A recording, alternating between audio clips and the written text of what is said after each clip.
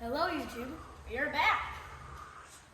All right, just like Knox said, as you see, we're getting a little closer. Knox is excited, aren't you, buddy?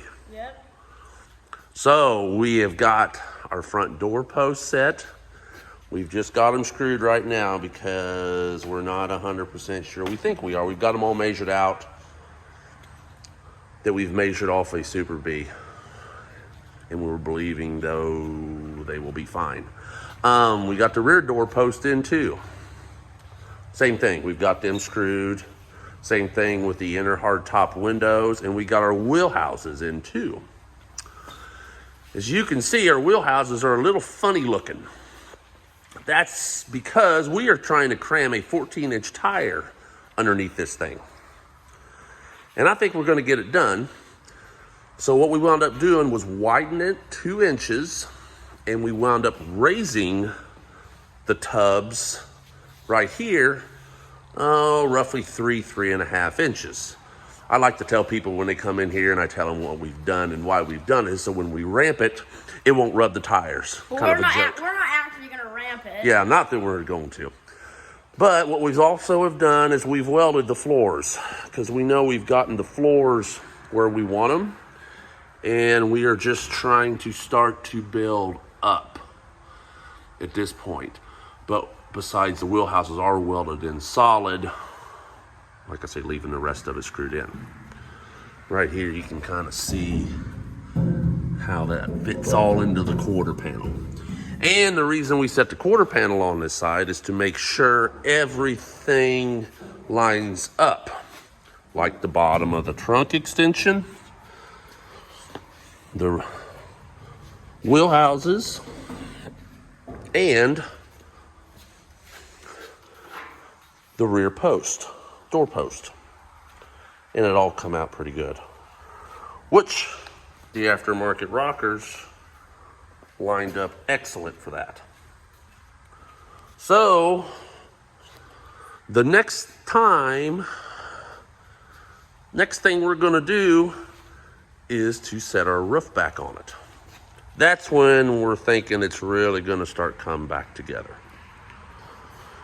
We wound up blasting it with sand, and then we used a product called Chassis Saver. It is an awesome product. What are we supposed to do about this? All that, well, that's all going to be modified. This isn't going to be the same, so there was no need in changing any of that.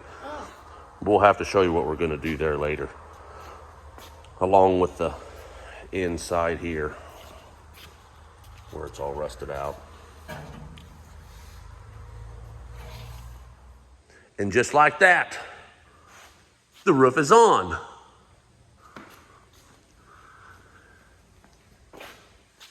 Kind of amazing how it all comes back together. And it hasn't been too bad, honestly. We've had a couple hiccups. When we built this car, we was less than a 1/16 of an inch on every panel we built. We was doing really good. So we put the roof on it, and we thought, hey, this will be great. Well, it's probably the most challenging thing of it all, going behind what somebody else has done way in the past. But anyways, what we have run into is from here to here, on both sides, we measure the same. We come back here to the rear window, and we measure from here to that plug hole. On both sides, we measure the same, which is pretty important to keep your back glass right. But if we come from here to here, there is a 1/2 inch of difference from this side to the other side.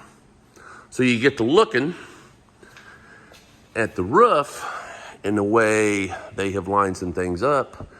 We have found some differences in the top where they are not quite right. So, but I guess when you get to the top, you don't have to worry about nothing else lining up. But I think Knox is going to get it all figured out and we'll be all right. So our next step,